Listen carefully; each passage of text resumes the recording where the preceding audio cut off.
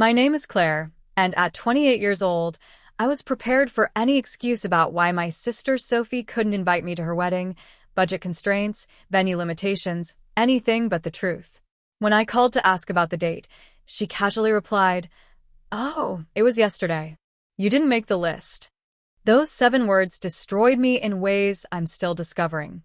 But exactly 1 week later, my phone rang at midnight with Sophie sobbing on the other end, and everything I thought I knew about her perfect new life came crashing down. If you've ever been the family member everyone forgets until disaster strikes, drop a comment below and hit subscribe to find out why being excluded from the wedding saved my life. The cursor on my computer screen blinked accusingly at me, waiting for input on the architectural draft that was due by end of day. But my mind wasn't on load-bearing walls or sustainable materials. It was on the small velvet box sitting in my desk drawer, the one containing the vintage pearl earrings I'd found at an estate sale 3 months ago. They were perfect for Sophie.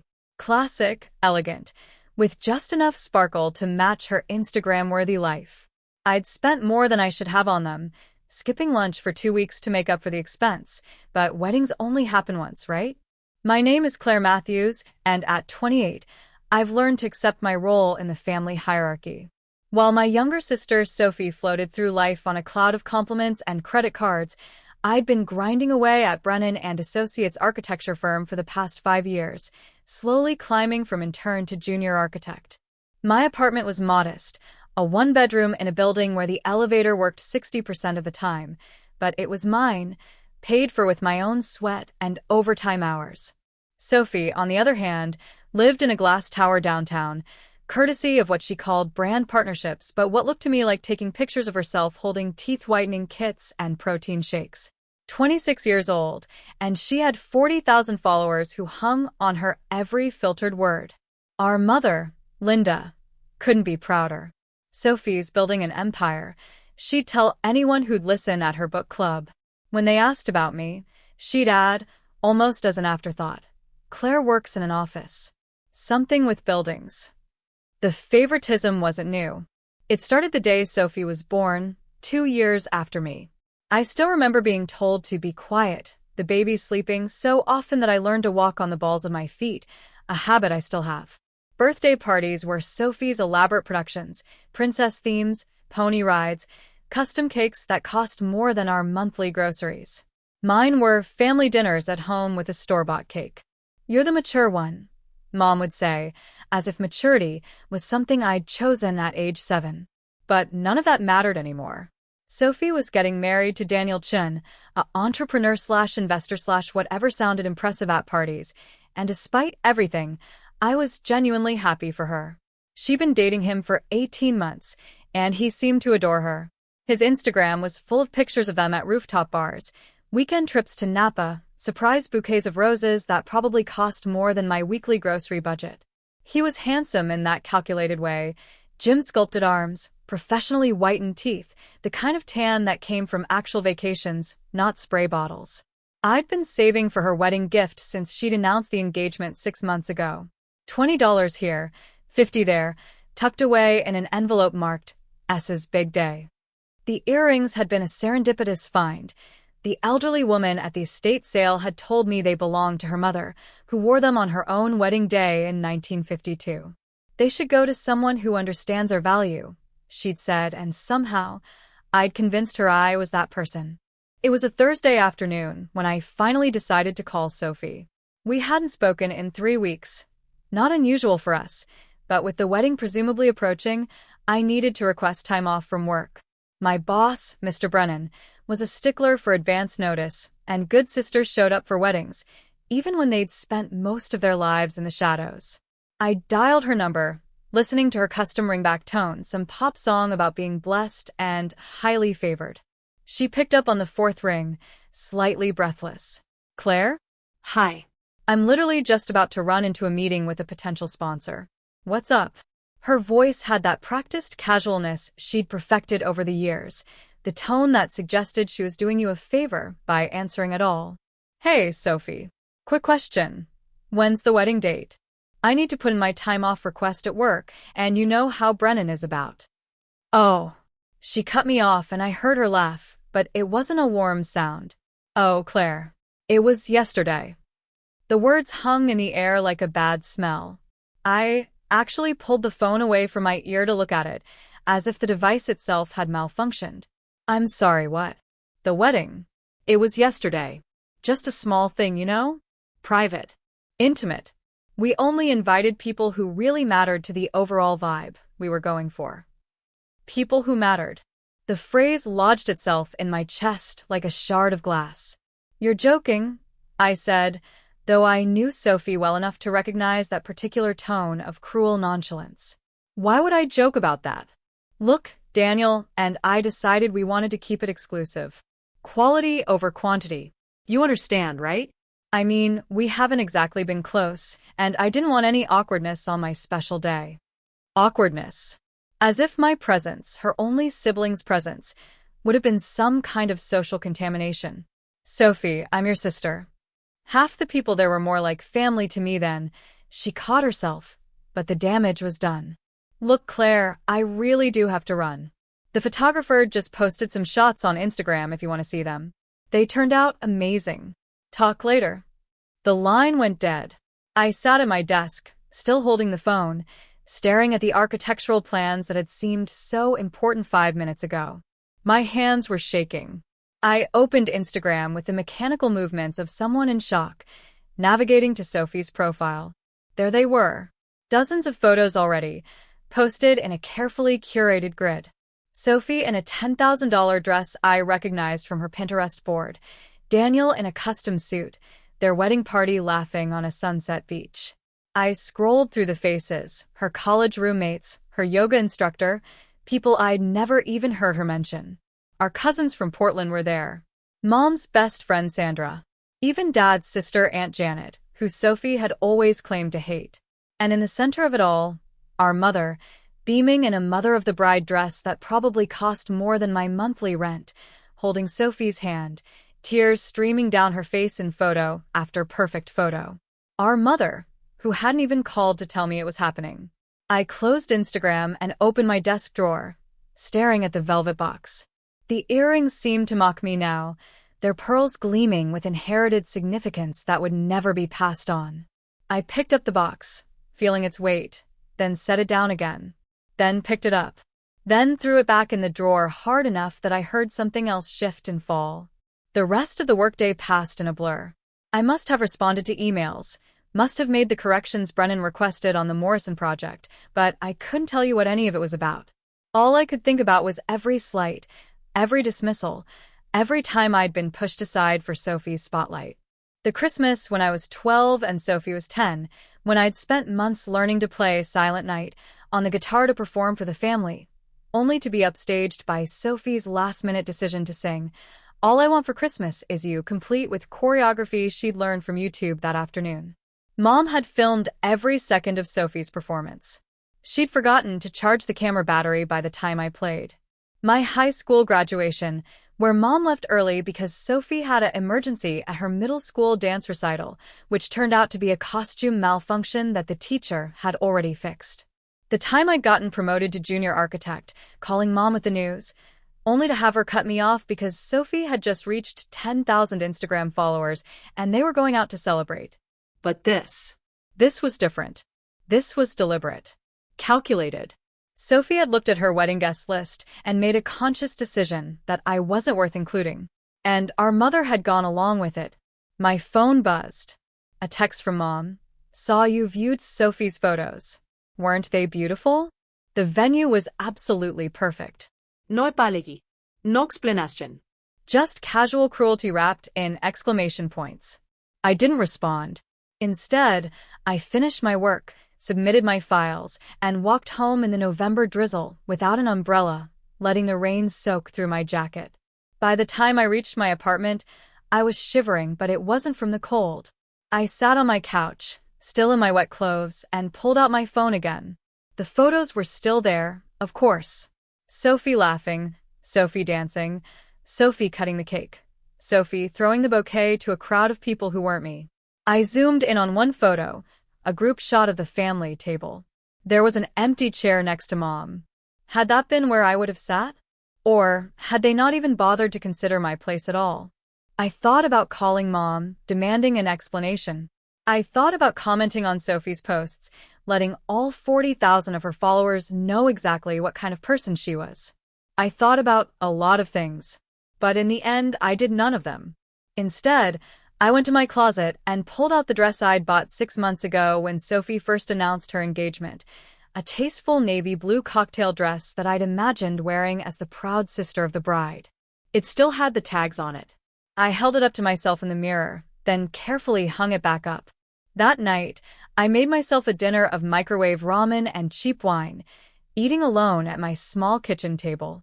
I thought about Sophie and Daniel, probably on their honeymoon by now, Bali, she'd mentioned once, or maybe the Maldives. Somewhere with clear water and infinity pools and couples massages. I raised my glass of wine to the empty apartment. To the people who matter, I said to no one, and the bitterness in my voice surprised even me. But underneath the hurt, underneath the anger and rejection and years of accumulated dismissals, something else was stirring. A quiet resolve. A decision forming in the back of my mind. Sophie had made her choice. She'd drawn her line in the sand, decided who belonged in her life and who didn't. She thought she could hurt me one more time, and I'd just take it like I always had. That I'd swallow this indignity like I'd swallowed all the others, that I'd continue to exist on the periphery of her life, grateful for whatever scraps of acknowledgement she threw my way. She was wrong. I didn't know what I was going to do yet. I didn't have a plan. But I knew that something had shifted, fundamentally and irrevocably. Sophie had finally pushed too far. I went to bed that night without checking Instagram again, without responding to Mom's text, without shedding a single tear. I lay in the dark, listening to the rain against my window, and made myself a promise. She may have excluded me, but she wouldn't break me. And someday, somehow, she'd understand what she'd thrown away. I just didn't know that someday would come so soon. 7 days. That's how long it took for karma to come calling. I was at my desk, reviewing structural specifications for a new mixed-use development, when my phone lit up with Sophie's contact photo, a selfie she'd taken at some influencer event, all perfect contouring and strategic lighting. I let it ring 3 times before answering, taking a petty satisfaction in making her wait. Hello. I kept my voice neutral, professional, as if she were a client calling about a project. Claire. Her voice was different. Gone was the casual dismissiveness from last week. This was high-pitched, strained, with an undercurrent of something I'd never heard from Sophie before, desperation. Thank God you answered. I've been trying to reach you all morning. I glanced at my phone. No missed calls. But I didn't call her out on the lie. What do you need, Sophie? There was a pause, the sound of her taking a shaky breath. Did you transfer the rent money? I actually pulled the phone away from my ear to stare at it just like I had a week ago. But for an entirely different reason. I'm sorry, what? The rent. For this month. Did you transfer it? Because the landlord's saying they haven't received anything, and I thought maybe there was a delay with the bank or… Sophie. I interrupted, my voice deadly calm. Why would I transfer your rent money? Another pause. I could practically hear her scrambling for the right words, the right angle to play this. Because you always… I mean, we're family and… Family? The word came out sharp enough to cut. Like the family you invited to your wedding? Claire, please. This isn't the time for… For what? For pointing out that a week ago you told me I didn't matter enough to include in your intimate celebration? And now you're calling me about rent money? I heard her swallow hard. Things are complicated right now. Complicated. I repeated the word, tasting its inadequacy. Sophie, you just got married. You just had what Instagram suggests was a $50,000 wedding. You posted pictures from your honeymoon suite at the St. Regis. And you're calling me about rent. Daniel's business is in a transition period. We had some unexpected expenses with the wedding, and… Stop. I stood up from my desk, needing to move, to pace, to do something with the anger that was building in my chest. Just stop. You excluded me from your wedding, Sophie. Your own sister. And now you're calling me for money? It's not like that. Her voice cracked. You don't understand. Daniel said his investment would clear by now, but there were complications with the international transfer and… What investment? His startup. He's launching this revolutionary app that's going to change how people… It doesn't matter. The point is, the money's coming. It's just delayed, and we need… You need. I corrected. You need. Not we. There is no we here, Sophie. You made that very clear when you decided I wasn't worth inviting to your wedding. I heard her crying now, but it wasn't the pretty, delicate crying she performed for Instagram stories when she wanted sympathy. These were ugly, desperate sobs. Please, Claire. I'm begging you. It's just $3,000. I'll pay you back as soon as… $3,000? I laughed, but there was no humor in it. Sophie, I make $68,000 a year before taxes. After rent, student loans, and basic living expenses, I save maybe $300 a month if I'm lucky. The wedding gift I bought you, that I'll now be returning, took me 3 months to save for. You bought me a wedding gift? Her voice went small, and for a moment, she almost sounded like the little sister I used to protect from nightmares. Pearl earrings. Vintage. From an estate sale. The woman said they'd been in her family for generations, that they should go to someone who understood their value. I laughed bitterly. Guess I was wrong about that. The crying got worse. Claire, I'm sorry. I'm so sorry. The wedding. Daniel said. He said it would be better if we kept it small, that too many people would complicate things, and Mom agreed, and… Mom agreed. I repeated. Of course she did. My phone buzzed with another call coming in. Mom. Speaking of which, she's calling me right now. Should I take it? No. Sophie's panic was immediate. Please, don't tell her about this. She doesn't know about the rent situation. She thinks everything's perfect. Doesn't she co-sign your lease? Silence. Sophie, doesn't Mom co-sign your lease? Yes. But she doesn't need to know about this. It's just a temporary situation. I took a deep breath, trying to process this information. Our mother, who lived on a fixed income from Dad's life insurance and her pension from teaching, had co-signed Sophie's luxury apartment lease. Of course she had. I have to go, I said. I have actual work to do. Claire, wait. I hung up. Mom called 3 more times that afternoon. I didn't answer, but she left a voicemail after the 3rd attempt, and against my better judgment, I listened to it. Claire, sweetie, it's Mom. Sophie called me very upset. I don't know what happened between you two, but you need to fix this. She's your sister, and she's just starting her married life. This is supposed to be a happy time for her. Whatever petty grievance you have, you need to let it go and help her. Call me back. Petty grievance. That's what my exclusion from my only sibling's wedding had been reduced to. A petty grievance. I deleted the voicemail and tried to focus on my work, but concentration was impossible. My mind kept circling back to Sophie's call, to the desperation in her voice, to the casual cruelty of the past week. At 5:30, just as I was packing up to leave, my phone rang again. Unknown number.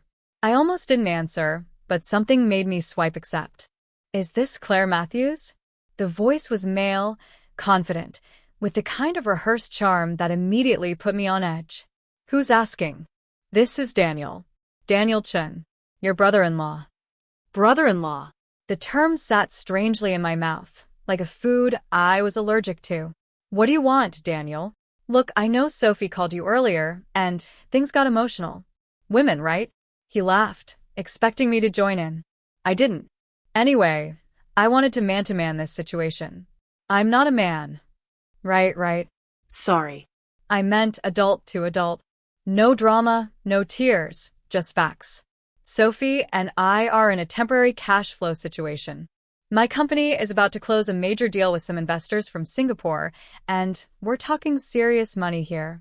7 figures minimum. But these things take time, and in the meantime, we need to maintain appearances. You understand how it is in business. Perception is everything. Is that why you had a $50,000 wedding you couldn't afford? His laugh was forced. Who says we couldn't afford it? Like I said, it's a cash flow issue. The money's there, it's just not liquid right now. And between you and me, Claire, You make what, $70K a year? $3,000 is nothing to you. $68,000. Before taxes. And $3,000 is not nothing to me. Come on. You're single, no kids, minimal expenses. You probably have savings just sitting in the bank doing nothing.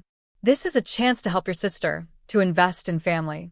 When my deal closes, I'll pay you back with interest. 20%. That's a better return than any bank would give you. The answer is no. His tone shifted, the charm evaporating. You know, Sophie told me you were jealous of her. That you've always resented her success, her happiness. I didn't believe it, but now I'm starting to see it. Sophie's success? You mean the sponsored posts she does for protein powder? The apartment she can't afford? The wedding you're now trying to get me to retroactively pay for? You don't know what you're talking about. Sophie is building a brand. She has influence. She has potential. What do you have? A desk job and a cheap apartment. I have dignity, I said. And a bank account that isn't overdrawn. Goodbye, Daniel. I hung up before he could respond. That evening, I did something I probably shouldn't have. I went back to Sophie's Instagram. But this time, I didn't just look at the wedding photos. I went deeper, analyzing the posts from the past few months with a critical eye I'd never applied before. The designer bags that appeared in photos but never showed up again, rentals probably.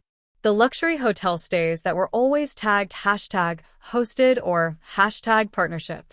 The expensive restaurant meals that only ever showed appetizers and drinks, never main courses.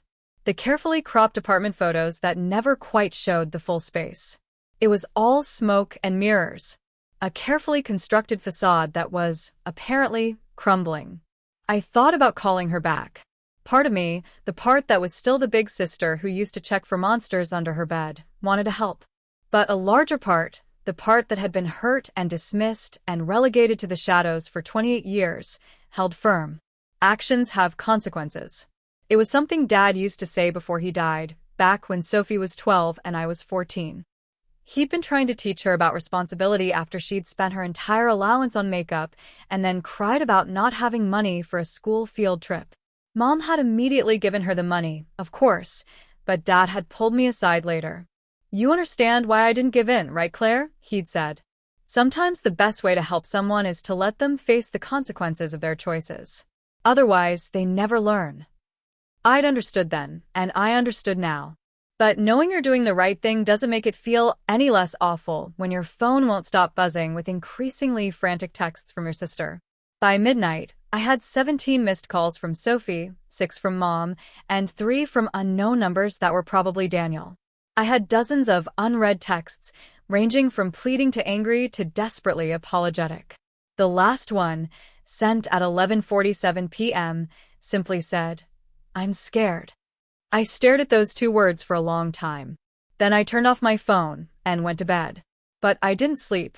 I lay in the dark, thinking about Sophie and Daniel, about the wedding I hadn't attended, about the $3,000 I had in my savings account that could solve their immediate problem but wouldn't fix anything that was really broken. Around 3 a.m., I got up and opened my laptop. I started researching Daniel Chin, his supposed startup, his background, his financial history. What I found made my blood run cold. Daniel Chin had started 3 companies in the past 5 years. All of them had failed within months. He had a trail of unpaid debts, angry investors, and former business partners who described him in online forums with words like con artist and dangerous and stay away. And my sister had just married him. I thought about Sophie's tears on the phone, about the desperation in her voice. She wasn't just scared about rent. She was in trouble. Real trouble. But she'd chosen this. She'd chosen him, chosen the lifestyle, chosen to exclude me from her life until she needed something. I closed my laptop and made myself go back to bed. Tomorrow would bring new calls, new pleas, new pressure from Mom. But tonight I was done. I'd been excluded from the wedding. I'd be excluded from this crisis too. At least that's what I told myself. But as dawn light started creeping through my blinds, I couldn't shake the feeling that this was just the beginning. That Sophie's desperate call wasn't just about rent, but about something much darker starting to surface. And despite everything, despite the hurt and anger and years of being second best, I was still her big sister. The question was, how much did that still matter? A week ago, Sophie had decided I didn't matter at all. Now, suddenly, I mattered $3,000 worth. The irony wasn't lost on me. But neither was the danger I was beginning to sense lurking behind Daniel's smooth words and Sophie's desperate tears. Something was very wrong in my sister's perfect Instagram life. And whether I wanted to or not, I was about to find out exactly what. The coffee shop was neutral territory. That's why I'd chosen it when Sophie texted me for the 15th time begging to meet in person. Not her glamorous apartment that I'd never been invited to, not my modest place that would highlight the differences between us, but a busy Starbucks downtown where the witnesses and background noise would keep things civil. She was already there when I arrived, hunched over a small table in the corner, and for a moment I didn't recognize her. Gone was the perfectly contoured makeup, the carefully styled hair, the designer athleisure that populated her Instagram feed. She looked thin, thinner than her wedding photos from 2 weeks ago, and her roots were showing, dark brown beneath the expensive blonde. Claire. She stood up too quickly, knocking over her water cup. As she scrambled for napkins, I noticed her hands shaking.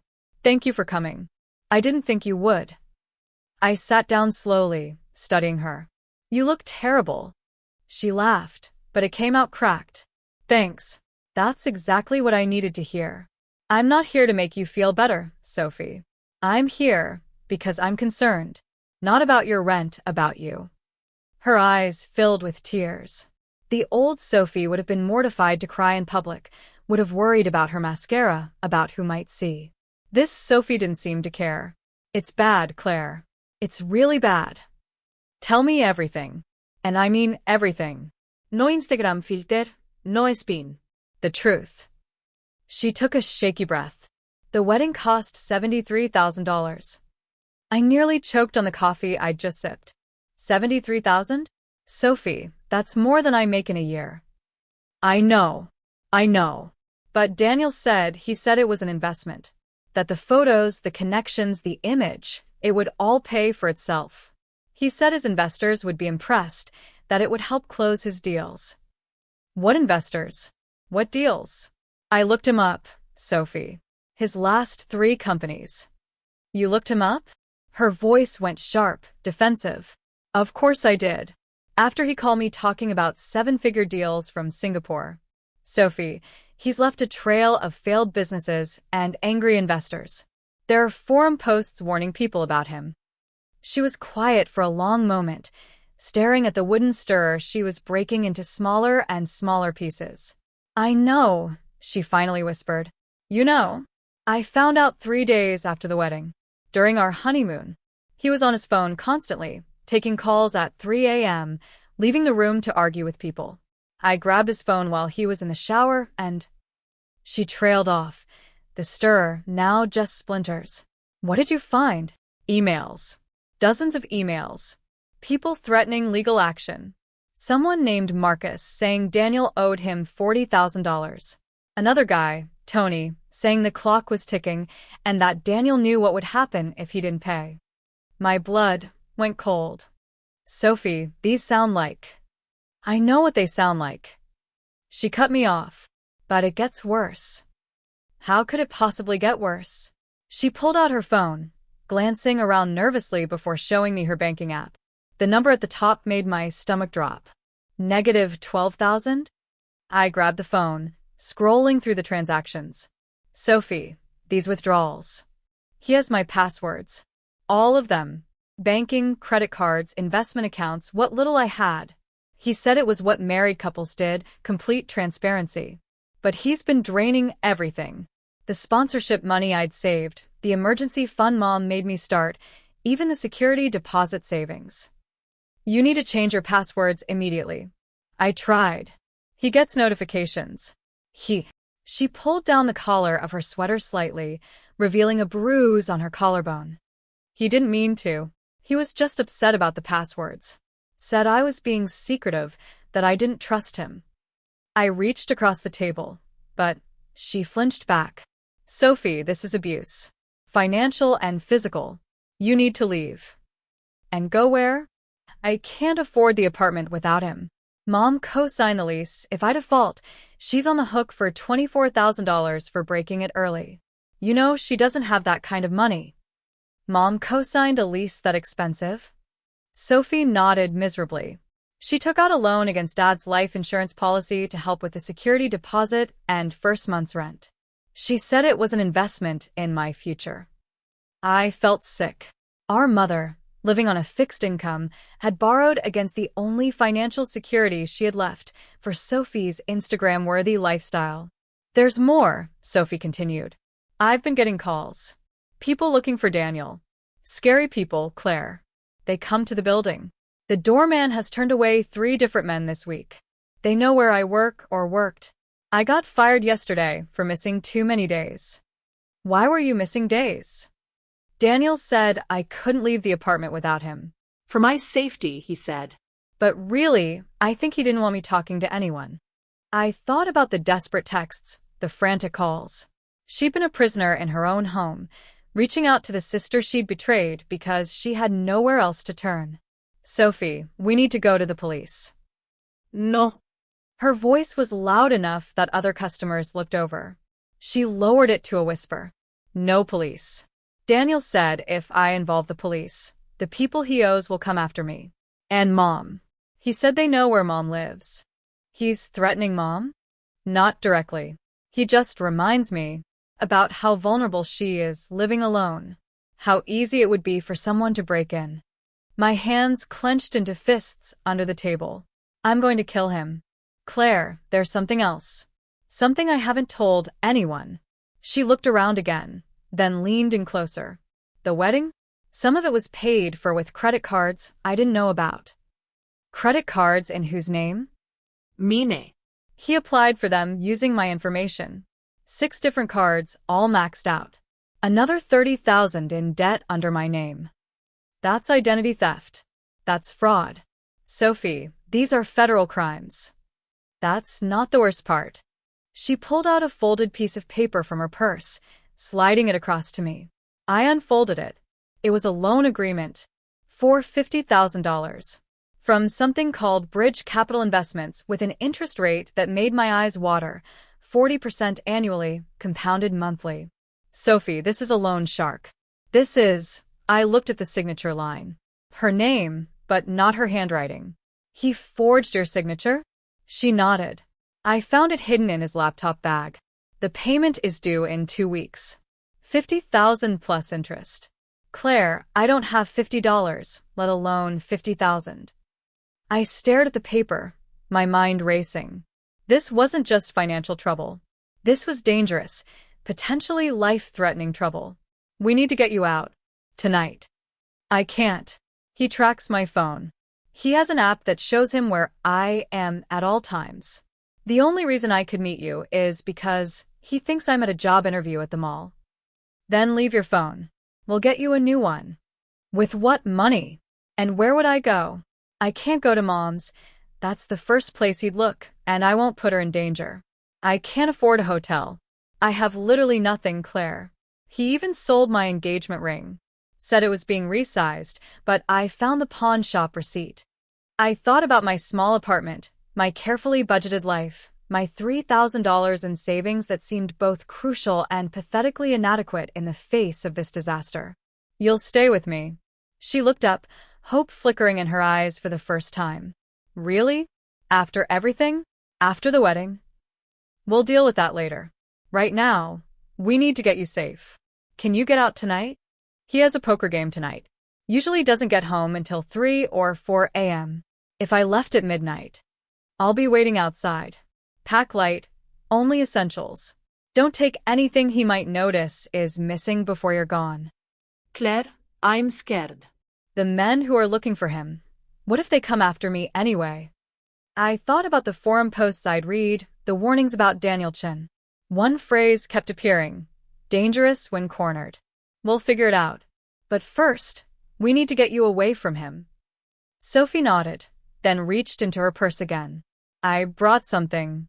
I don't know why, She pulled out a small velvet box.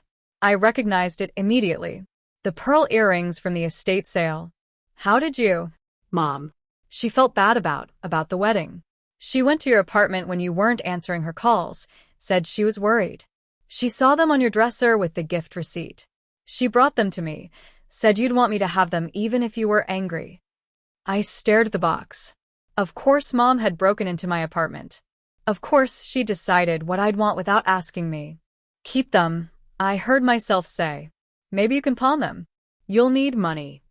Claire, I couldn't. Yes, you can. They're worth about $800. It's not much against what you owe, but it's something. She started crying again, clutching the box. I ruined everything.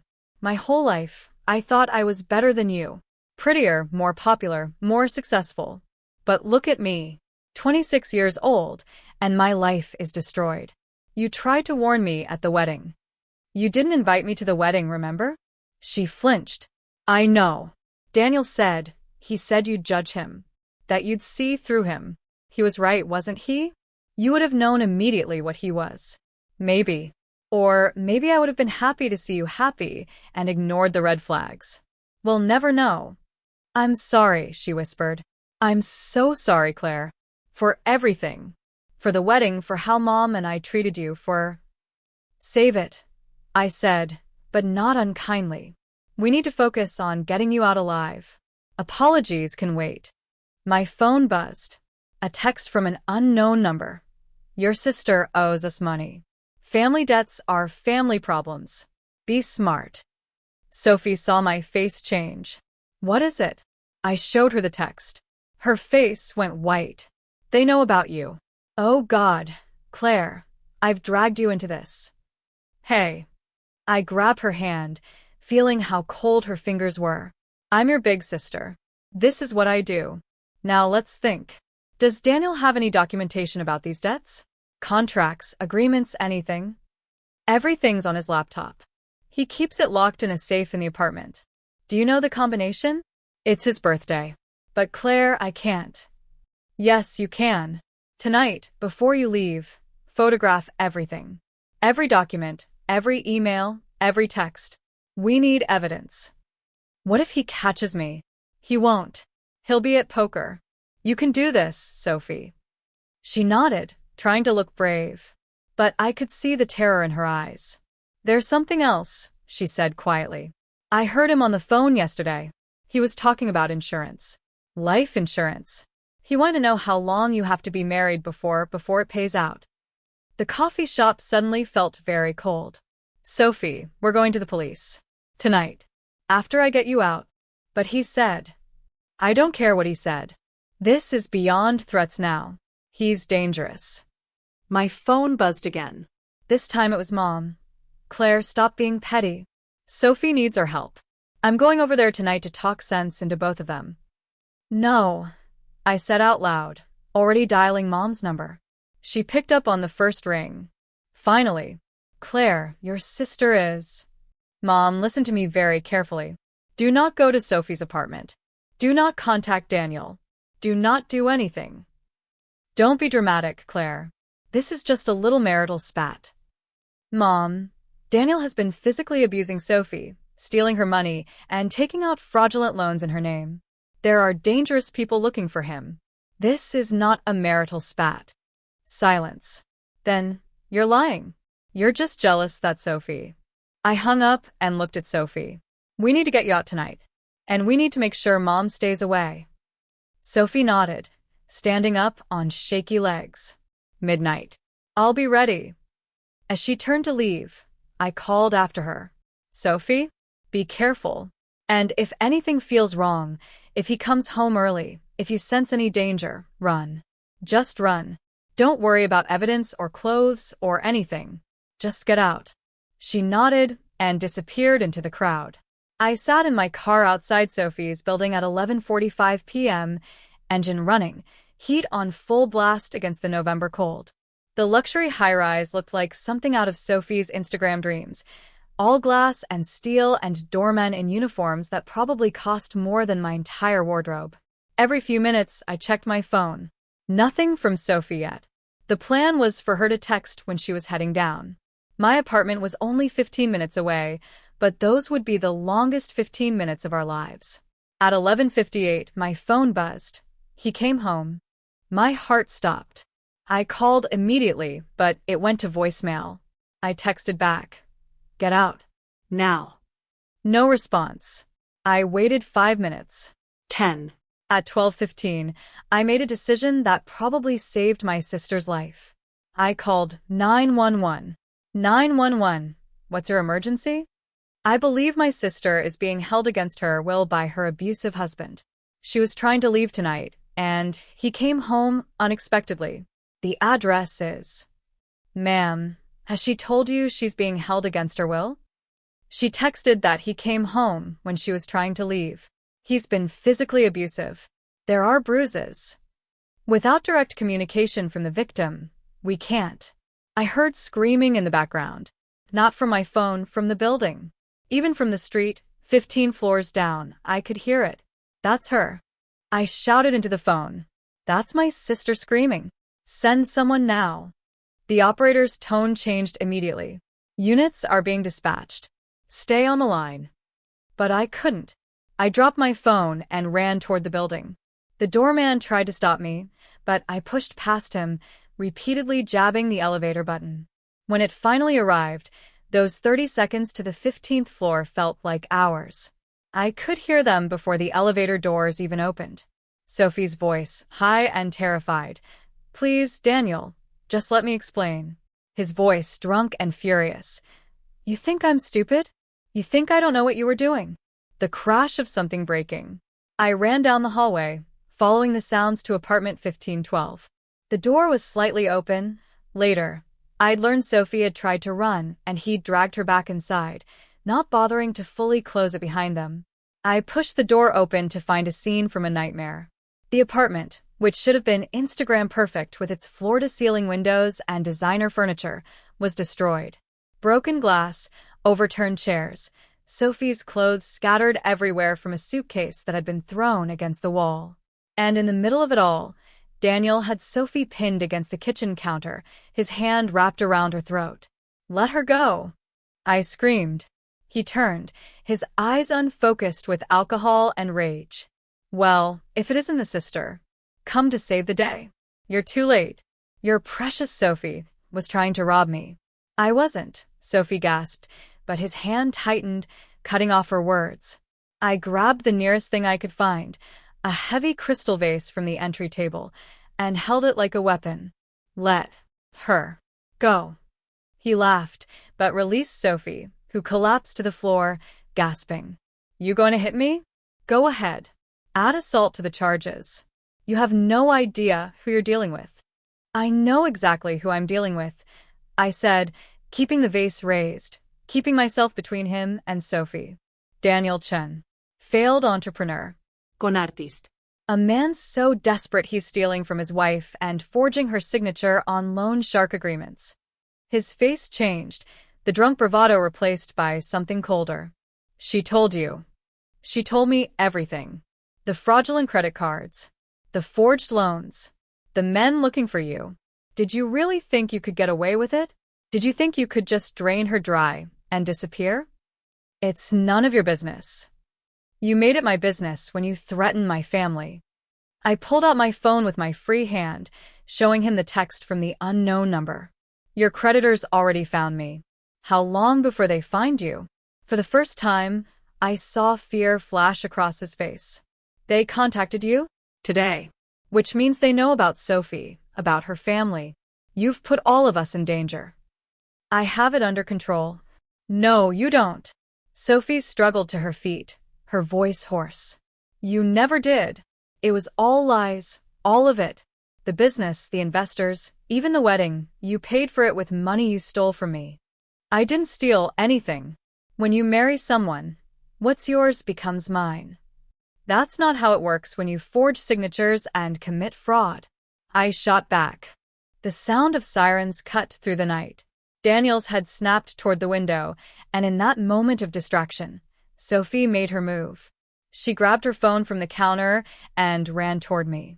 You called the cops? Daniel's voice was deadly quiet. You stupid bitch. You have no idea what you've done. They'll kill us all now. The people I owe, they don't forgive police involvement. Good thing you won't be here to see it, I said, backing toward the door with Sophie behind me. You'll be in jail.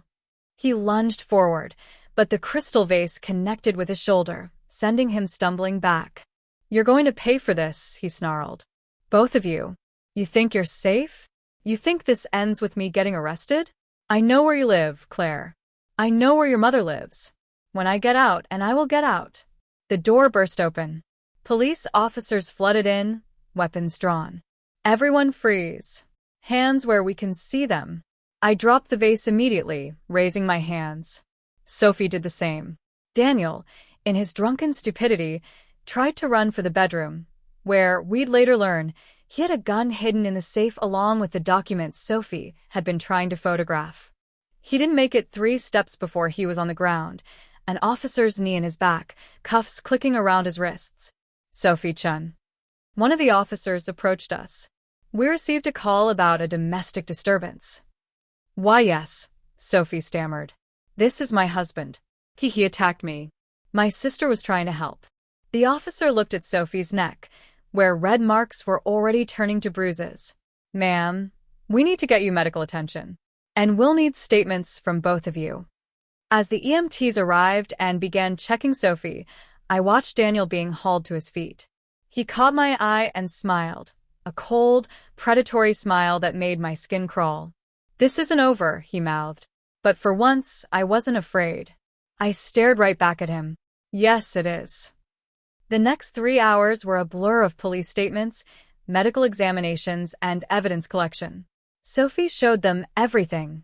The bruises, the fraudulent documents she'd managed to photograph before Daniel came home, the threatening messages from his creditors.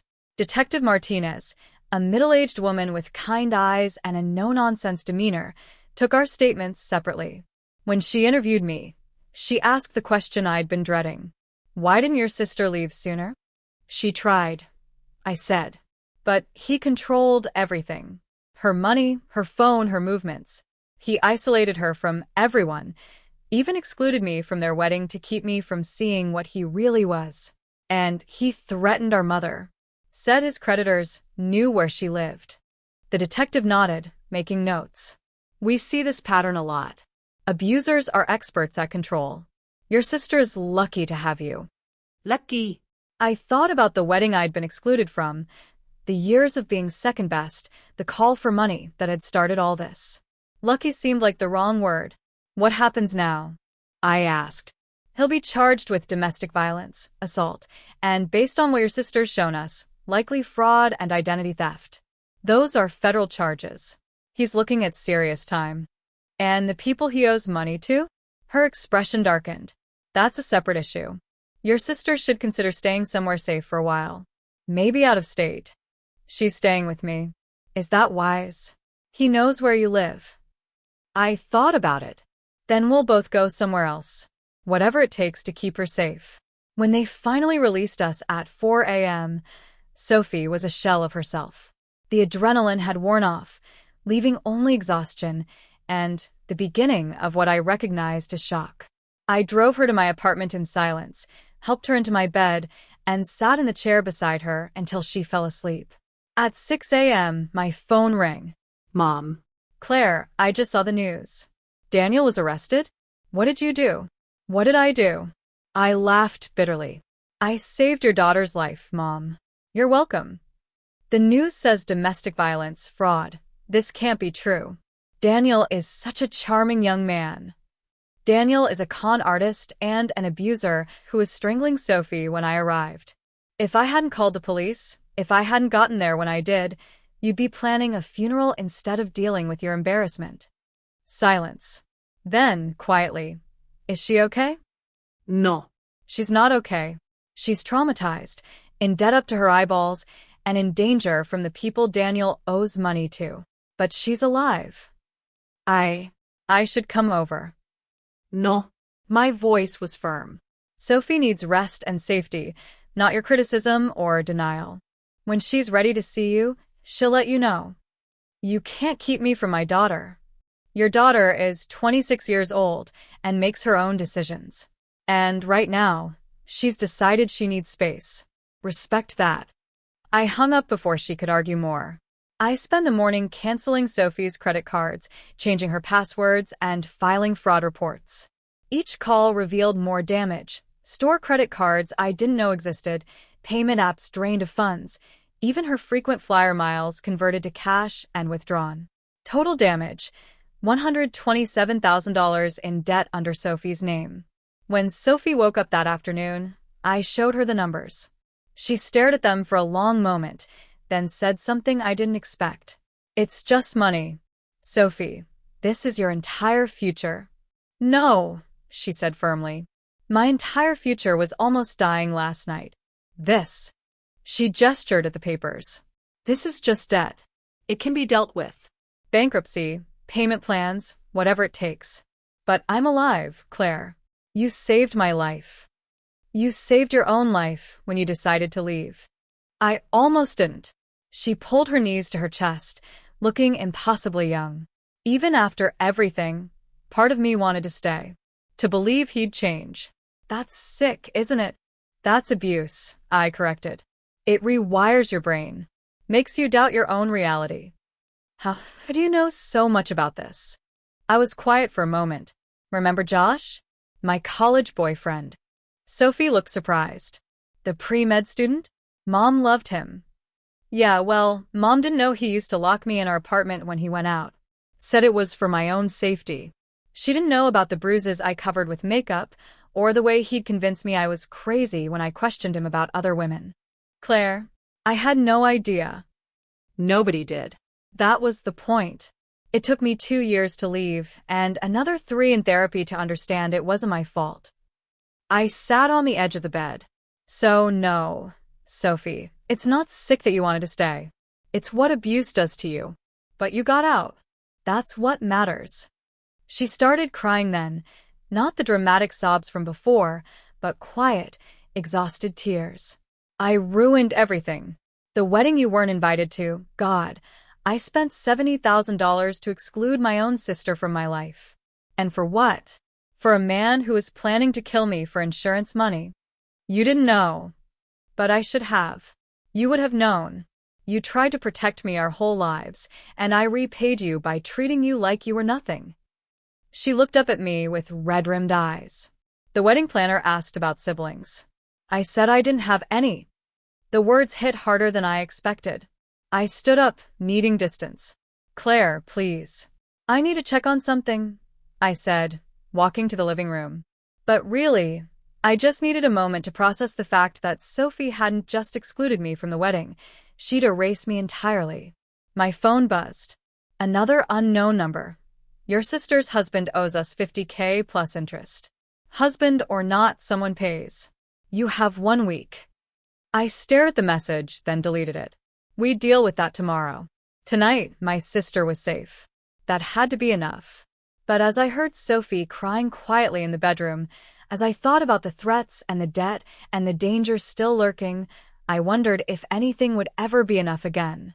The fairy tale wedding had become a nightmare. And we were only just beginning to wake up. Daniel made bail in 36 hours. $50,000 cash, posted by a business associate nobody seemed to know anything about. Sophie found out when Detective Martinez called at 7 a.m., waking us both from the first decent sleep we'd had in days. He's out. Sophie's voice cracked, her fingers white-knuckled around my phone. How is he out? I grabbed the phone, putting it on speaker. Detective, he tried to kill her. How could they let him out? First offense on the domestic violence charge, and his lawyer argued the fraud charges aren't substantiated yet. The judge set bail at $50,000. Someone posted it in cash yesterday afternoon. Who? I demanded. The name on the paperwork is Vincent Zhao. Know him? Sophie shook her head, but I saw recognition flash in her eyes. She was lying. There's a restraining order in place, the detective continued. He can't come within 500 feet of Sophie, you, or your mother. If he violates it. A piece of paper won't stop him, Sophie whispered. If he violates it, call 911 immediately. We've flagged your addresses in the system. Officers will respond priority 1. After the detective hung up, I turned to Sophie. Who's Vincent Zhao? I don't know. Don't lie to me. Not now. She crumbled. He's one of the people Daniel owes money to. The big one. The $50,000 loan? That's his. And he bailed Daniel out? Why would? I stopped, the realization hitting me. He bailed him out so Daniel can get him the money. Or so he can kill him himself if he doesn't, Sophie said quietly. My phone buzzed. A text from an unknown number. But this time there was a photo attached. Daniel, standing outside my apartment building, taken from across the street. The timestamp was from 20 minutes ago.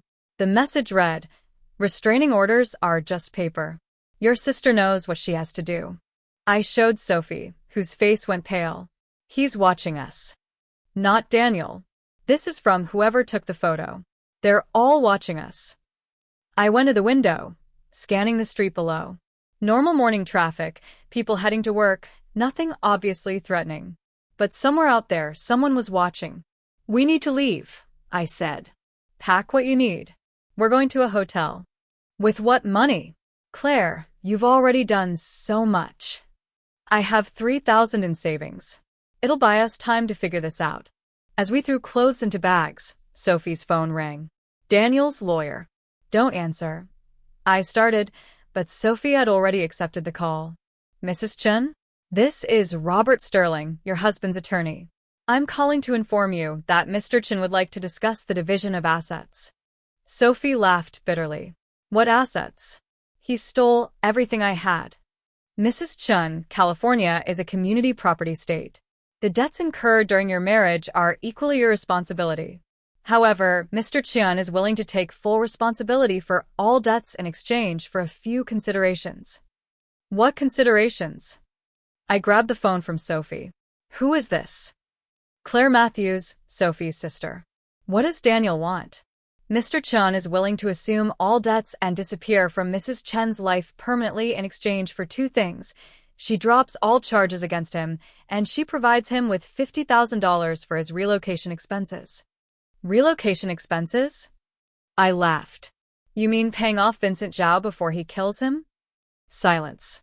Then, I'm not at liberty to discuss Mr. Chen's personal affairs. You have 24 hours to consider the offer. After that, Mr. Chen will have no choice but to pursue his legal rights, including his claim to spousal support given Mrs. Chen's higher earning potential from her social media career. Her career that he destroyed? The accounts he drained. 24 hours, Ms. Matthews. He hung up. Sophie was shaking. Spousal support? He wants me to pay him. He's desperate. This Vincent Zhao probably gave him a deadline that matches ours. We checked into a cheap motel on the outskirts of the city, paying cash, registering under a fake name. The room smelled like cigarettes and broken dreams, but it was safe. Or safer, at least. That evening, Mom called Sophie's phone. Don't answer. I warned, but Sophie had already picked up. Mom, Sophie, honey. Daniel came by the house. We both froze. Sophie put it on speaker. When? I demanded. An hour ago. He was very upset, saying you'd turned Claire against him, that this was all a misunderstanding. He said if you'd just talk to him. Mom, there's a restraining order. He's not supposed to contact any of us. Oh, that. He explained that was just the police overreacting. You know how men can be when they drink. Your father had his moments too. Dad never strangled anyone. I shouted. Don't be dramatic, Claire. Daniel just wants to work things out. He loves Sophie. You should see how distraught he is. Mom. Sophie's voice was deadly calm. Did you tell him where we are? Well, he said he just wanted to send flowers to apologize. Emma, I told him you were staying with Claire, but Claire's apartment was empty when he went by, so I don't know where. I hung up on her. She told him. Sophie said unnecessarily. Our own mother told him. Before I could respond, a knock at the motel door made us both jump. Housekeeping, a voice called. We don't need anything, I called back. The knocking got louder. Open up, Sophie. We know you're in there. That wasn't housekeeping. The voice was male, accented, threatening. I grabbed Sophie's hand and my car keys. Bathroom window. Now. We climbed through the small window, dropping into the alley behind the motel. I could hear the door splintering as we ran for my car.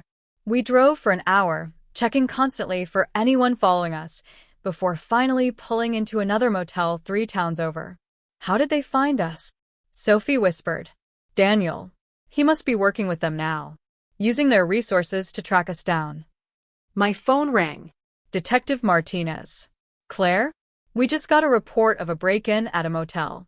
The manager said 2 women matching your descriptions. That was us. They found us. Daniel's creditors. Where are you now? I hesitated. Could we trust anyone at this point? Safe. For now. Claire, you need to come in. Both of you. We can protect you. Can you? Because Daniel made bail and immediately violated the restraining order, and now we're being hunted by loan sharks. If you don't cooperate with law enforcement, we are cooperating, but we're also trying to stay alive. I hung up. Sophie was scrolling through her phone and suddenly gasped. Oh my God. She showed me her Instagram. Daniel had posted from her account a suicide note. My darling followers, by the time you read this, I'll be gone. The shame of my debts, the betrayal of my family, it's too much. Tell my husband I'm sorry. Tell my sister she won. The post already had hundreds of comments, people begging her not to do it, sending helpline numbers. He's setting up my suicide, Sophie whispered. If something happens to me, everyone will think I did it myself. I screenshot everything, sending it to Detective Martinez with a message. Daniel posted this from Sophie's account. He's planning something. Her response was immediate. Come in now.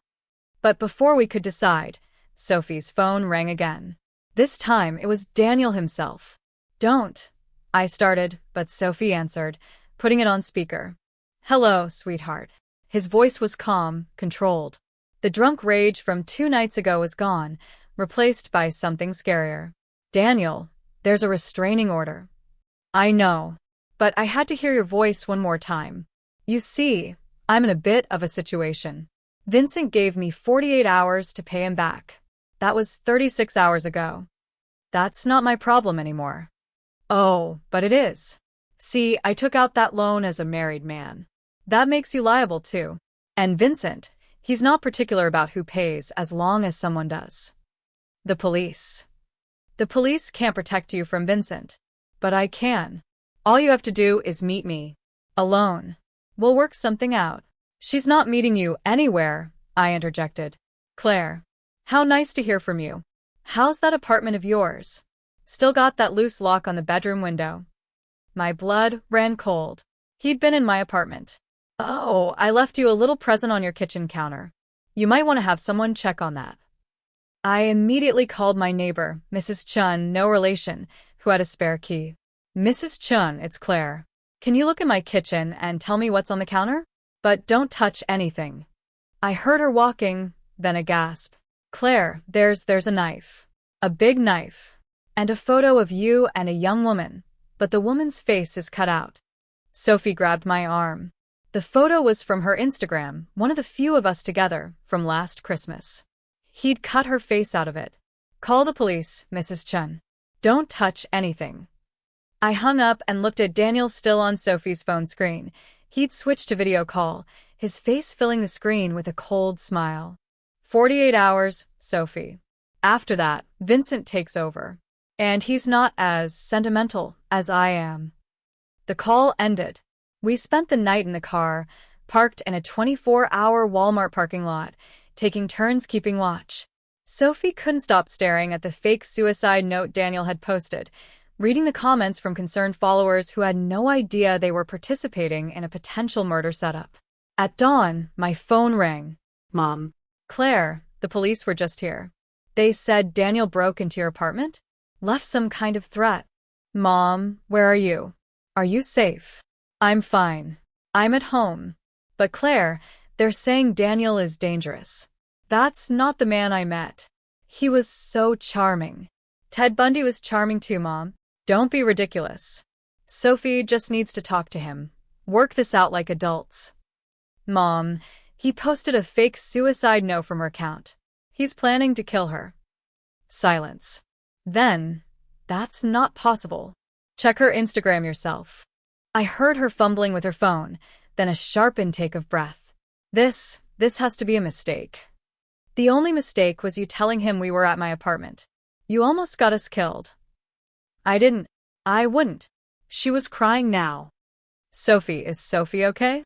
I looked at my sister, curled up in the passenger seat, dark circles under her eyes, her expensive wedding manicure now chipped and broken.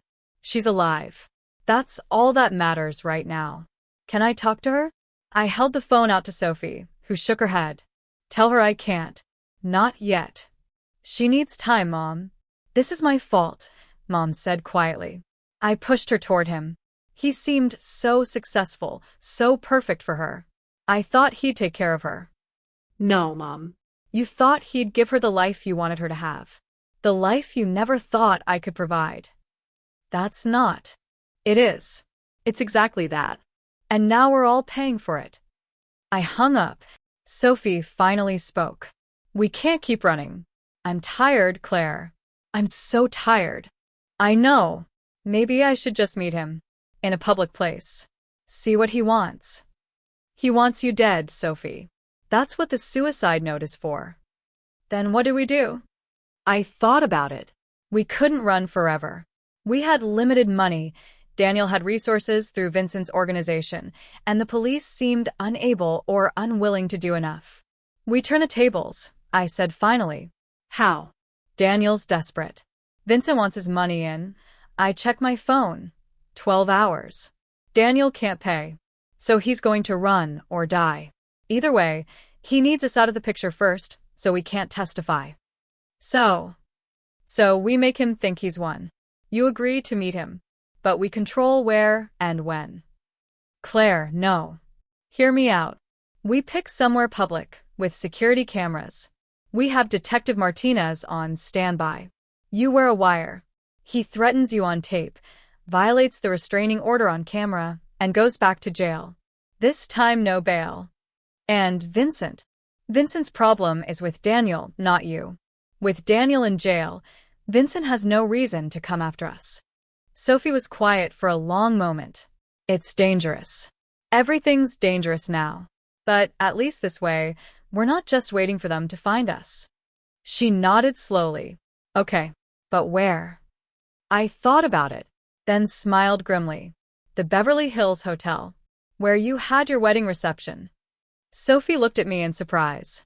Why there? Because it's public, full of security, and more importantly, Daniel won't be able to resist the symbolism. The place where his perfect marriage was celebrated becomes the place where it truly ends. Sophie called Daniel back. He answered immediately. Changed your mind, sweetheart? The Beverly Hills Hotel. The Polo Lounge. 2 hours. Come alone. No. Claire comes too, but she'll stay at the bar. This is between you and me. He was quiet, considering. Fine. But if I see cops? You won't. 2 hours, Sophie. Don't be late. After he hung up, I called Detective Martinez, explaining the plan. She wasn't happy, but agreed to have undercover officers in place. This is dangerous, Claire. If something goes wrong, something's already wrong. This is our chance to end it. We used the last of my savings to buy Sophie a new outfit. Nothing fancy, just clothes that weren't wrinkled from sleeping in the car. She needed to look composed, in control. The wire Detective Martinez provided was tiny, hidden in her bra. As we drove to Beverly Hills, Sophie stared out the window. Remember when we were kids? You always protected me. That's what big sisters do. No, it's what you do. Mom never protected either of us, not really. She just threw money at problems or pretended they didn't exist. But you actually showed up. Sophie, I need to say this. In case something happens. The wedding, excluding you, it was the worst thing I've ever done. Worse than marrying Daniel, worse than the debt, worse than everything. Because you're the only person who ever really loved me. Not my image or my Instagram or my potential. Just me. Nothing's going to happen, I said firmly. You're going to be fine. But as we pulled up to the hotel, I saw Vincent Zhao's black Mercedes in the parking lot. He was here too. Sophie. I see it. It's okay. Let's end this. The Polo Lounge was exactly as Sophie had described from her reception. Old Hollywood glamour, soft lighting, the gentle clink of expensive glassware. Several of the waitstaff recognized Sophie, their eyes widening at her appearance. No makeup, hair pulled back, the opposite of the glowing bride from 3 weeks ago. Daniel was already there, at a corner table, wearing the same suit from their wedding photos. The symbolism made me sick. I positioned myself at the bar, close enough to watch but far enough to seem uninvolved. I spotted at least 2 undercover officers, one reading a newspaper, another having coffee alone. Sophie sat down across from Daniel. Through the wire, I could hear every word on my phone. You look tired, sweetheart, Daniel said. What do you want? Direct. I like it. Here's the deal. You're going to withdraw the charges. Tell them it was a misunderstanding. Then you're going to liquidate your mother's life insurance loan, the one she took for our apartment, and give me the cash. That's only $24,000. You owe Vincent $50,000. I'll figure out the rest. That's not your concern. And if I refuse? He leaned forward. Then tonight you follow through on that suicide note. Tragic young influencer. Overwhelming debt. The shame of a failed marriage. Everyone will believe it. You're threatening to kill me. In public. While violating a restraining order. I'm having coffee with my wife. Working through our problems. That's what everyone here sees. I saw movement by the entrance. Vincent Zhao walked in, his eyes scanning the room until they landed on Daniel. Daniel went pale. He's early, Daniel muttered. Vincent approached the table, pulling up a chair. Mr. Chen. Mrs. Chen. Having a reconciliation? Vincent, I said I'd have your money. In 12 hours. Yes. But you see, I don't believe you. You've been running for me for months, and now your wife here has involved the police. That changes things. Sophie spoke up, her voice stronger than I expected. I don't owe you anything. That loan was fraudulent. Daniel forged my signature. Vincent smiled coldly. Perhaps. But fraud is hard to prove, and I'm not a patient man. He pulled out his phone, showing them a photo. It was Mom's house. Nice home. Your mother lives alone. Sophie's composure cracked. Leave her out of this. Then someone pays. Today. Now.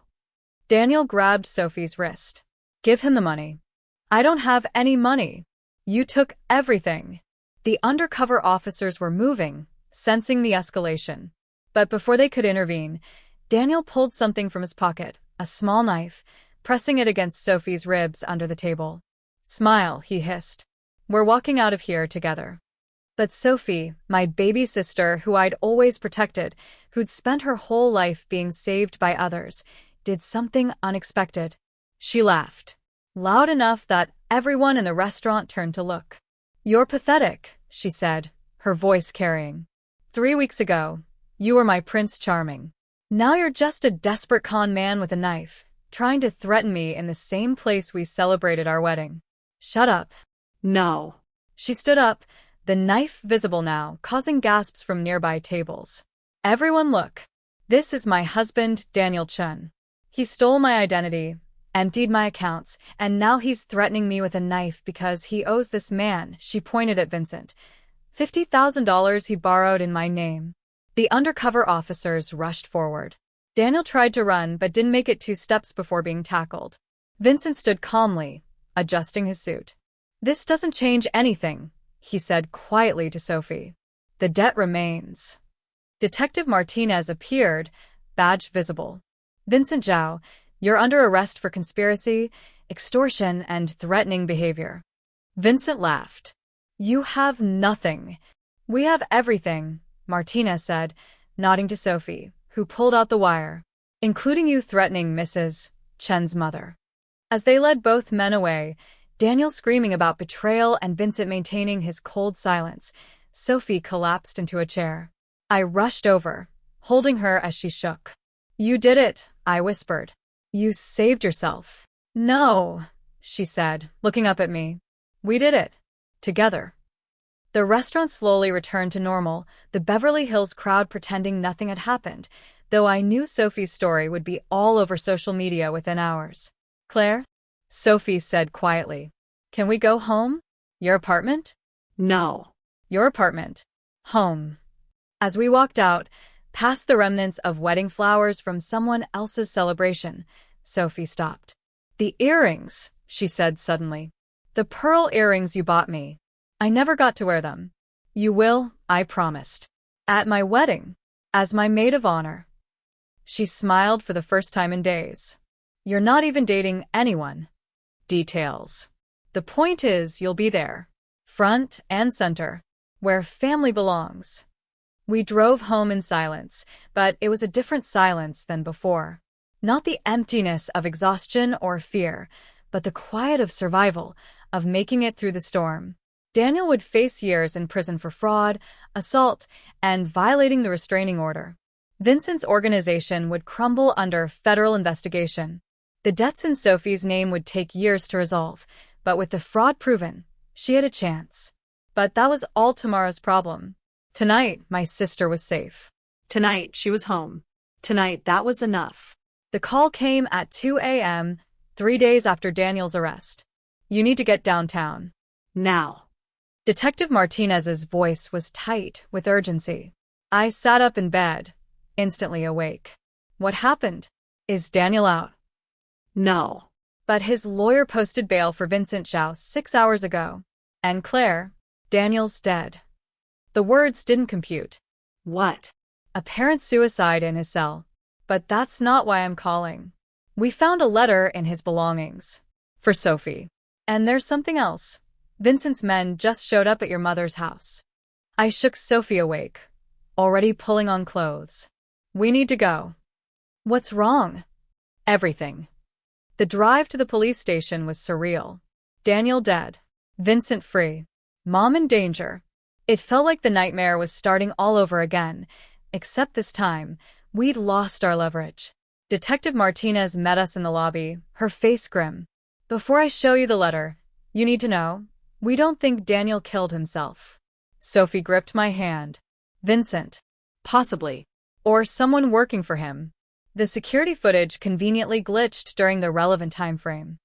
She led us to an interview room and placed an evidence bag on the table. Inside was a handwritten letter on legal pad paper. Sophie. It read, if you're reading this, I'm dead. Vincent won't let me live after what happened at the hotel. But you need to know, the debt isn't $50,000. It's $500,000.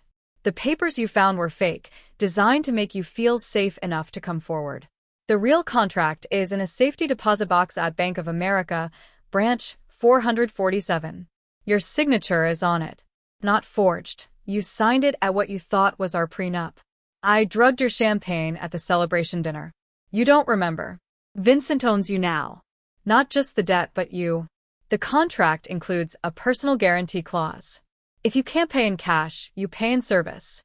2 years working for his entertainment business. You know what that means. I'm sorry. Not for what I did, but for getting caught. You were supposed to die looking like a suicide, and I was supposed to collect the insurance. Clean and simple. But your sister ruined everything. Tell Claire she should have minded her own business. Now you'll both pay. Forever yours, Daniel. Sophie stared at the letter, her face blank with shock. Entertainment business? Human trafficking, Detective Martinez said quietly. Vincent Zhao runs one of the largest rings on the West Coast. We've been trying to nail him for years. But the contract, if I really signed it, signed under false pretenses while drugged, it would never hold up in legitimate court. But Vincent doesn't use legitimate courts. My phone buzzed. Mom calling. Mom, Claire, there are men here. They say Sophie owes them money. They want to come in. Don't open the door. Call 911. I did.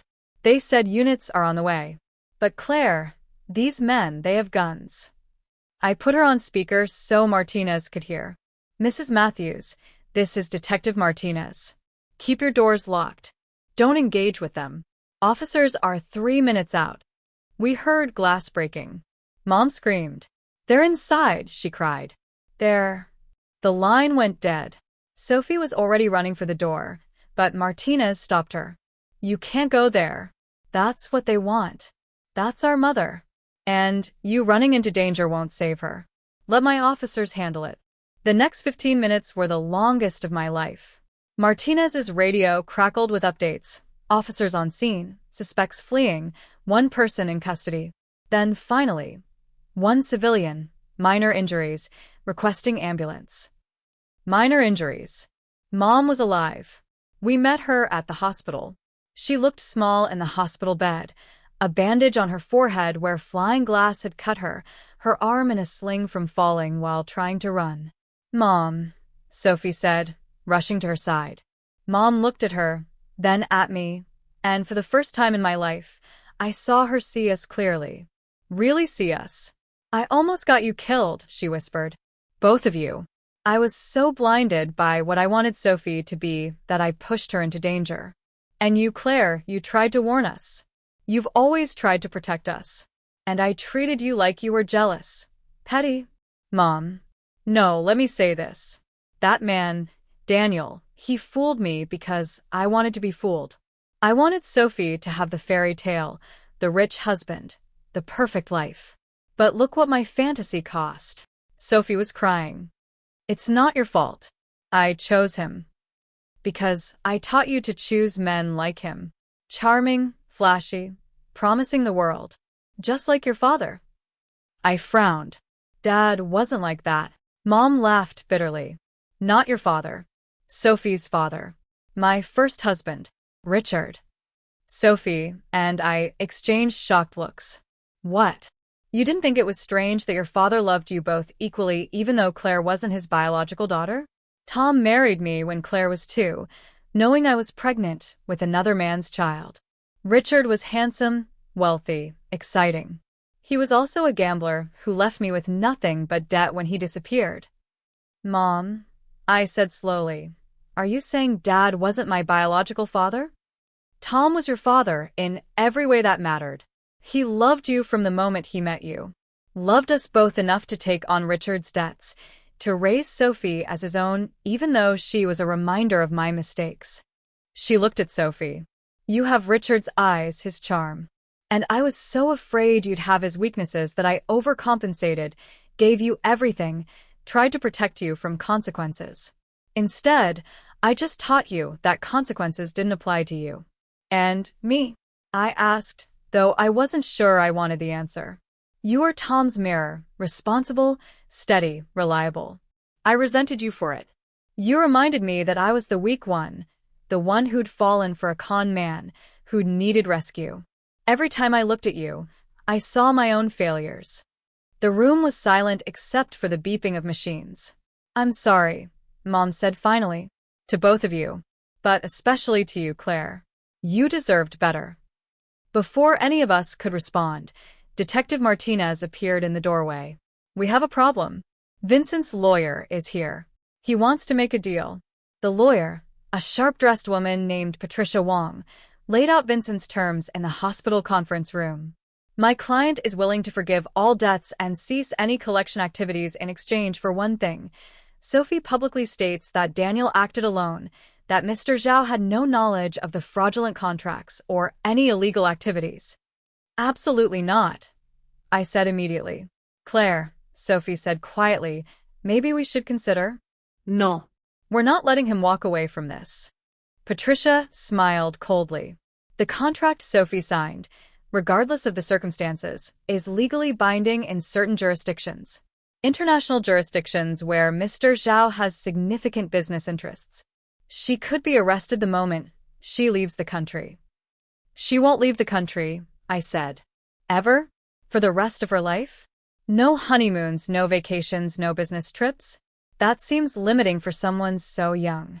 "Your client is a human trafficker," Detective Martinez interjected. "Alleged. Never proven. And frankly, irrelevant to this discussion. Sophie owes my client $500,000. That's fact. How she pays, or if she pays, that's negotiable." Sophie stood up. "I want to talk to him." Sophia. Oh, y protest. I need to face him. To end this. An hour later, we sat in a secure room at the police station, Vincent Zhao across from us, his lawyer beside him. He looked exactly like what he was, a predator in an expensive suit. Mrs. Chun, he said smoothly, my condolences on your husband's passing.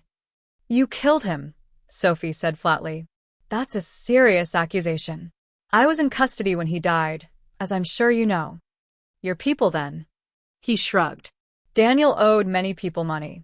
Any one of them might have decided he was worth more dead than alive.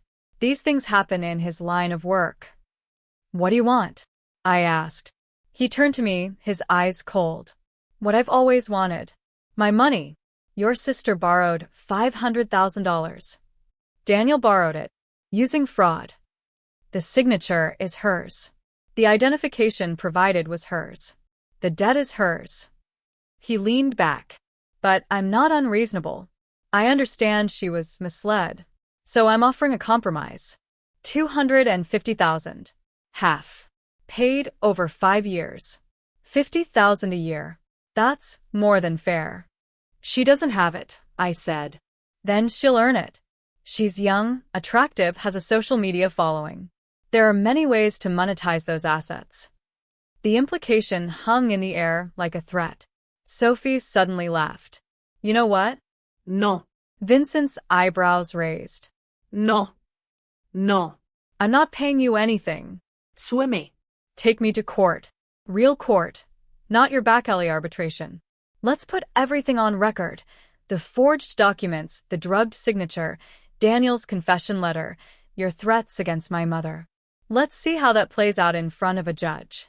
You're making a mistake. The only mistake I made was marrying Daniel. But that's over now. You have no power over me. Vincent stood, his composure cracking. You think you're safe because you're in a police station? You think this ends here? I have resources you can't imagine. And I have something you don't, Sophie replied. Nothing left to lose. You already took everything. My money, my husband, my dignity. What's left to threaten? Your family will be in protective custody, Detective Martinez interrupted. All of them. And Mr. Zhao, you're now on record threatening witnesses in an ongoing federal investigation. I'd think carefully about your next moves. Vincent straightened his tie. This isn't over. Yes, Sophie said firmly, it is. As Vincent and his lawyer left, Sophie collapsed into her chair, the bravado draining away. That was incredibly brave, I said. And incredibly stupid. Maybe. But I'm done being afraid. I spent 3 weeks married to a monster, and before that, 26 years afraid of not being perfect. I'm done. Detective Martinez cleared her throat. There's something else. We've been investigating Vincent for years. With Daniel's death and the evidence you've provided, we might finally have enough to bring RICO charges. But we need your testimony.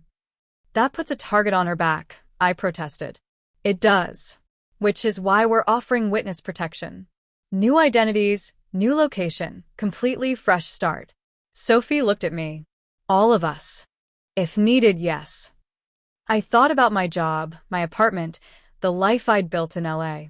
Then I looked at Sophie, my sister who'd excluded me from her wedding, who'd treated me as less than for years, who'd nearly gotten us all killed. My sister, who was also the little girl I'd protected from nightmares, who'd held my hand at Dad's funeral, who'd finally seen me for who I was. We need to think about it, I said. 6 months later, I stood in a courtroom in downtown Los Angeles, watching Vincent Zhao get sentenced to 35 years in federal prison. Sophie sat in the witness box, her hair now its natural brown, wearing a simple black dress I'd helped her pick out from Target. She'd testified for 3 days, detailing everything. The marriage, the fraud, the threats, the fear. She'd been magnificent. The defendant will rise, the judge commanded. Vincent stood, his expensive suit unable to hide what he really was anymore. Mr. Zhao, you've been found guilty on all counts: racketeering, money laundering, conspiracy to commit fraud, and human trafficking. The court sentences you to 35 years in federal prison without the possibility of parole. The gavel came down. It was over. Outside the courthouse, reporters swarmed. Sophie's story had gone viral. The influencer whose dream wedding became a nightmare, whose perfect life was revealed as a lie. But she didn't run from the cameras this time. I was living in a fantasy, she told them. A fantasy that nearly killed me and destroyed my family. If sharing my story saves even one person from making the same mistakes, then something good will have come from this nightmare. We pushed through the crowd to where Mom waited by my car. The three of us had been in witness protection for 4 months, living in a small house in Oregon under different names. But with Vincent's conviction, we could reclaim our lives, or what was left of them. Home? Mom asked. Yeah, Sophie said. Home. But home wasn't Los Angeles anymore. We'd decided to stay in Oregon, to build something new from the ashes of our old lives. Sophie worked at a local coffee shop now, making minimum wage plus tips. Her Instagram account was gone, deleted along with the fantasy life it portrayed. She lived in a studio apartment above the shop, 5 blocks from the house Mom and I shared. I know it's not much, she'd said when she first showed me the apartment. But it's mine. Really mine. Paid for with money I earned. It's perfect, I'd told her and meant it. I'd found work with a small architecture firm in Portland, a 40-minute commute, but worth it for the fresh start. My new colleagues didn't know about Sophie's story, didn't know about the wedding I wasn't invited to or the nightmare that followed. I was just Claire, the competent architect who brought homemade cookies on Fridays. Mom had perhaps changed the most. She volunteered at a women's shelter now, counseling victims of domestic abuse and financial fraud. I spent so many years blind to the signs, she'd explained. Maybe I can help others see them sooner. The doorbell rang on a Thursday evening, 6 weeks after Vincent's sentencing. Sophie and I were cooking dinner, a new tradition, Thursday dinners where we tried recipes from a cookbook Dad had loved. It was a delivery driver with a package. No return address, but postmarked from Los Angeles. Inside was a small box and a letter. Dear Claire and Sophie, my name is Margaretchen. Daniel was my son. I know I have no right to contact you, no right to ask for your understanding. What my son did was unforgivable. But I wanted you to know that not everything about him was a lie. He did love you, Sophie, in his broken way. The mental illness that drove his actions, the narcissism, the complete lack of empathy, it destroyed any chance he had at real connection. But in his lucid moments, rare as they were, he spoke of you with something approaching genuine emotion. I'm not asking for forgiveness. I'm not making excuses. I failed him as a mother, ignored the warning signs, enabled his behavior by cleaning up his messes for too long. By the time I stopped, it was too late. The box contains something that belongs to you, your grandmother's pearls, the ones Claire bought for Sophie's wedding gift. Daniel had them in his possession when he died. I thought you should have them back. I'm sorry for everything. For the pain my son caused, for the fear you lived in, for the family moments that were stolen from you. I hope someday you find peace. Margaretchen. Sophie held up the pearl earrings, their luster unchanged by everything they'd witnessed. You should wear them, I said. They're yours. No, Sophie said, handing them to me. They're ours. We'll share them. Important occasions only. Like what? Like your promotion next month. I laughed. I haven't gotten a promotion. You will. The senior architect position. I heard your boss talking about it when I brought you lunch last week. You mean when you were flirting with a receptionist? Sophie grinned. I can multitask. Mom came in from the kitchen, flour in her hair from attempting to make bread. What's that? We showed her the letter, the earrings. She read it twice, then sat down heavily. That poor woman, she said finally. Imagine watching your child become a monster and not knowing how to stop it. You can't feel sorry for her, Sophie protested. I can and I do. I nearly watched the same thing happen to you, Sophie. Not the monster part, but the losing yourself to a fantasy. If Claire hadn't fought for you, if she hadn't saved you despite everything. I saved myself, Sophie said quietly. With help. But ultimately I had to choose to leave, choose to testify, choose to rebuild. She was right.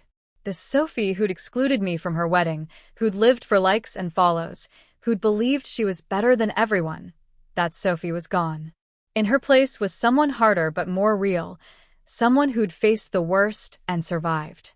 "I've been thinking," Sophie said, "about starting a blog. Not Instagram, not curated perfection. Just honest stories about rebuilding after trauma. About the reality of starting over with nothing." "That's a good idea," I said. "I want to call it Uninvited. About all the people who get excluded, pushed aside, forgotten. The ones who weren't on the list, but who show up anyway when it matters." I thought about the wedding invitation that never came, the photos I'd scrolled through of a celebration I wasn't part of, the bitter taste of exclusion that had started this whole journey. "Perfect," I said. 2 years have passed since that night. Sophie's blog has 30,000 subscribers now, not Instagram influencer numbers, but real people who find hope in her brutal honesty about recovery, debt, and starting over. She still works at the coffee shop, but she also speaks at women's shelters, colleges, anywhere people will listen to her story. Mom sold the house in LA, used the money to pay off the debts from Sophie's apartment lease. She lives simply now, but seems happier than I've ever seen her.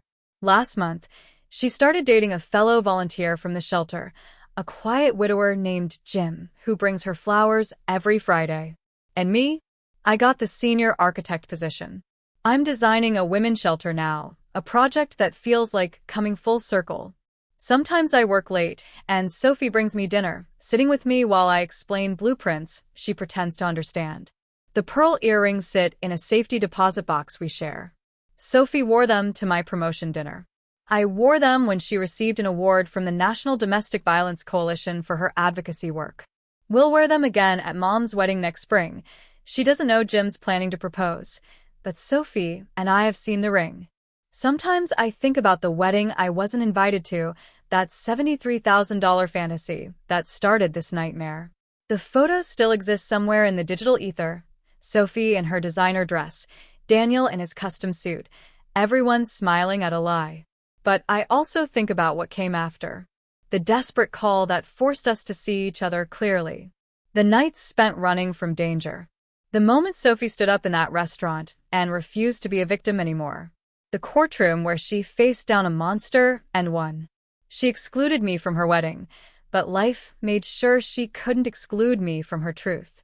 In the end, that's what family really is, not the people in the wedding photos or the Christmas cards, not the ones who show up for the easy celebrations. Family is who answers the phone at 2 a.m., who drives through the night to save you from yourself, who stands between you and danger, even when you don't deserve it. Sophie taught me that forgiveness isn't about forgetting the hurt. It's about choosing connection over righteousness, healing over anger, hope over bitterness. She may have said the wedding was yesterday, and I didn't make the list. But when it mattered, when life stopped being a performance and became about survival, I was the first person she called. And I always will be. What would you have done? Saved the sister who said you didn't matter, or let her face the consequences alone? Let me know in the comments below. And if this story resonated with you, hit that like button and subscribe for more raw, real stories about the complicated truths of family relationships.